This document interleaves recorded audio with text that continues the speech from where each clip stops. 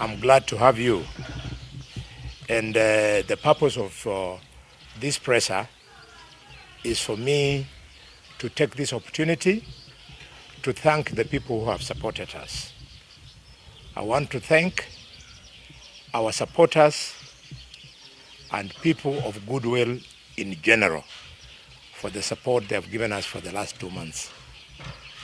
Secondly, I want to thank the media. The media has remained very objective.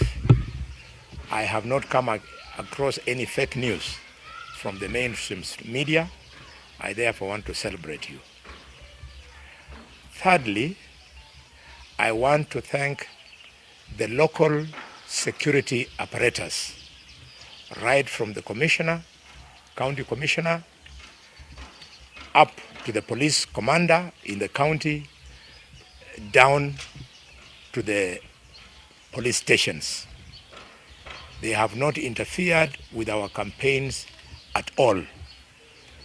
I want to thank them this much. Finally, but not least, I want to thank our opponents, because in the last 2 months, none of our rallies has been attacked by a team perceived to be from our opponents. And this is only limited to Kisa East ward in Huisero constituency and Malaba constituency.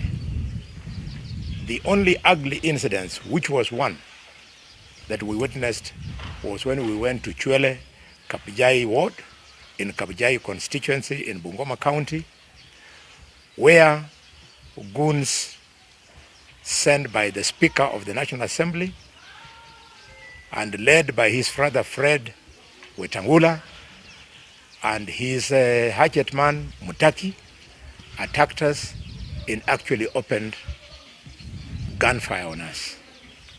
We are lucky that we survived, and we want to leave it to the people of Chwele Kapchai ward to make their statement tomorrow morning.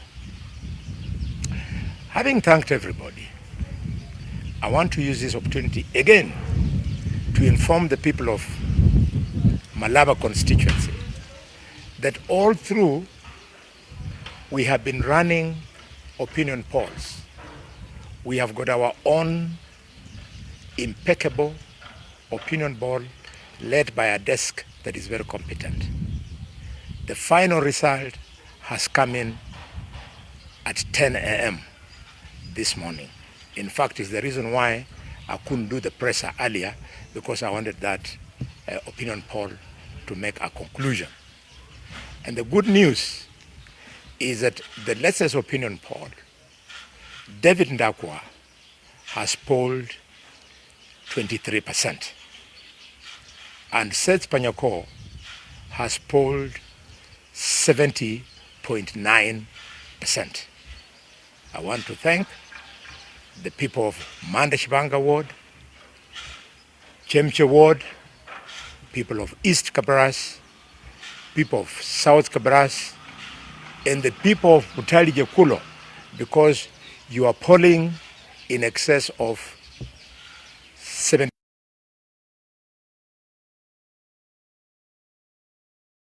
Is because he is competing us in West Kabras, his home ward, where he has been MCA for 10 years. This is important so that our supporters do not think that they are on their own individually. 70.9% of you are like-minded. You prefer to vote for Seth Panyako. I therefore want to use this opportunity to request you to remain steadfast and to make sure that you are at the polling station, as we told you, at 4 a.m. in the morning, so that there is no pushing. The moment they open at 6, you cast your vote. We want the one thing that we're looking for in this campaign to be actualized. And that one thing, my people, is that we are fighting for our dignity as a community.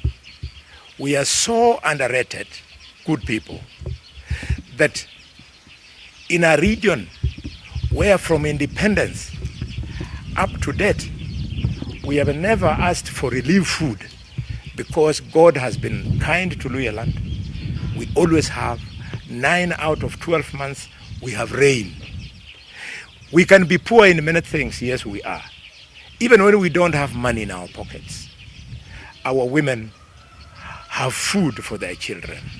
And that's why in the Luhya nation, there is no village where you find faces of desperate children who are hungry. It is only in Luhya hospitals where you don't have a wing for children suffering from malnutrition, kwashiorkor, marasmus, and what have you. But in this election, they have brought us beans. We never asked for beans from the government. They have brought us rice. We never asked for rice from government. They have brought us things that we have not asked for. Thank you very much for bringing us blankets and bringing us mattresses. On that one you score. Our people can lack mattresses. They can lack blankets. But food, please spare us that shame. Let us reclaim our dignity. Having said that, I now want to conclude by the only little negative thing that is happening at this election. I want to ask the government to calm. Elections are always won and lost. There must be a winner and there will be a loser. So let's win gracefully. But when you lose government, don't resort to these desperate measures. Mr. President, are you aware that the security of George Natembeya has been withdrawn? Are you aware that the security of Dr. Boni Khalwale has been withdrawn? Your police officers, you have given me 6 police officers as per my office. Where are they? What are you planning to do? Number 2, Your Excellency, you are our president. I ask you, are you aware that a former minister in this county of Kakamega, former minister, has been afforded youth from Nairobi? I do not know what they want to come and do in Kakamega. Mr. President, are you aware? Mr. President, as the custodian of the security of our community, tone down, ask your minister to be in charge to let the voting to go on freely. We are not violent people. Tomorrow, if there are any instances of violence, it will be because we are refusing to be intimidated. You cannot just come to our home, slap us all over the place, kick us in the ass when our wives and children are watching. Don't do it. In fact, I sympathize with youth who have come from outside Kakamega. As they send you, they will not be there. You'll be on your own. You do not know the local terrain. You are the one who is going to be exposed. The people here, they were born and bred on this terrain. They know where to go and where not to go. Finally, but not least, Mheshimiwa Speaker Wetangula, those young men you have acquired from across the border in Uganda, if you think they are the alpha and omega of threats, how come when they opened fire at me, they missed and I hit them? You know, you had to go and give first aid to the guy we hit at the house of Vini. You know that you refused to treat him in Kenya, you had to rush him to Tororo. Wetangula, we are adults just like you. You will not slap us around. We will defend this victory because we are not offensive, we are defensive. Asanteni sana ndugu zangu wa media. na dada. Your question.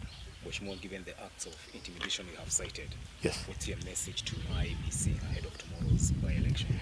My message to IEBC, Chairman Ethicon, all of us in leadership in this country, we are hoping that this is going to be a pilot test.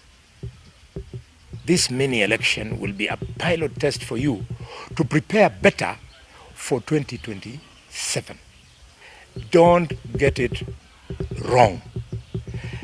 Don't be swayed into trying to lean on the side of the government. So far, I have seen how you have come into Kisa East, how you have come into Chwele Kapchai, and how you have come in Malaba constituency.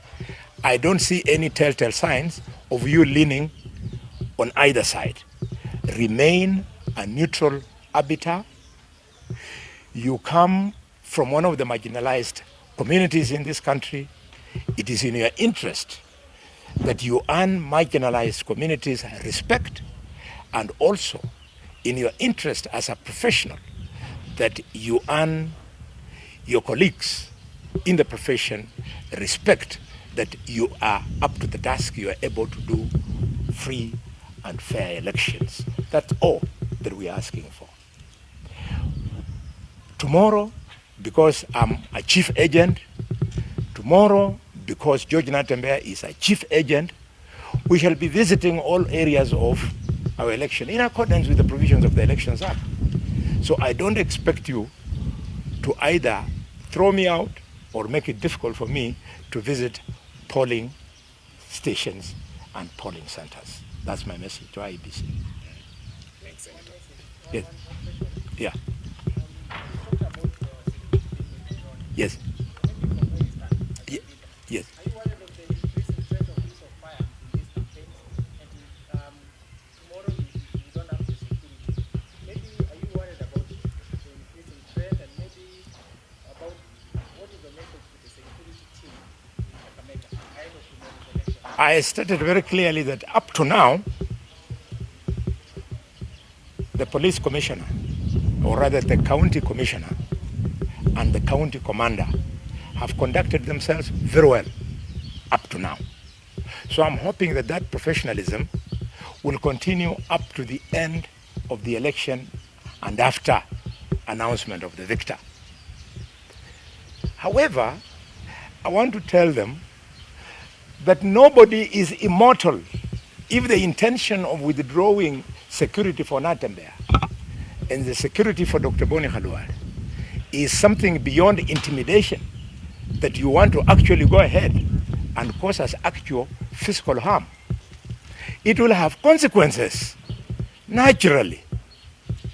Naturally, if they hit us, I can assure you the amount of pandemonium that would take place in this county, and by extension in Trans Nzoia, in Bungoma, and even Nairobi, it will be more expensive for them to manage than just allow us to enjoy our constitutional freedom.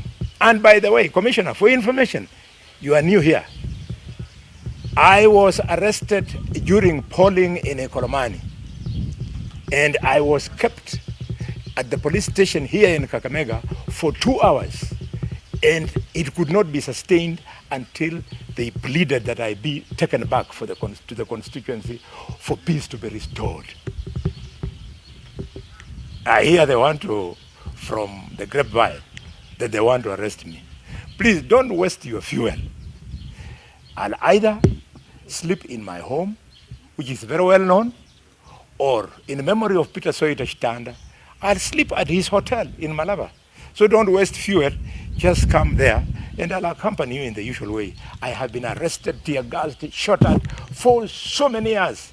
I was first tear-gassed at the age of 22 when students joined the Air Force because we wanted to stop Moi from detention without trial. It's nothing new.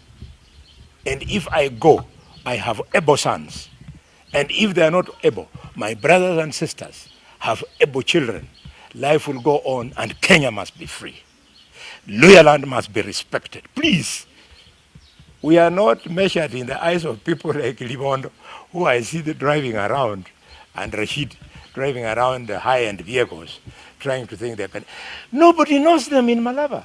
For real. They're just wasting their time. Thank you. Senator.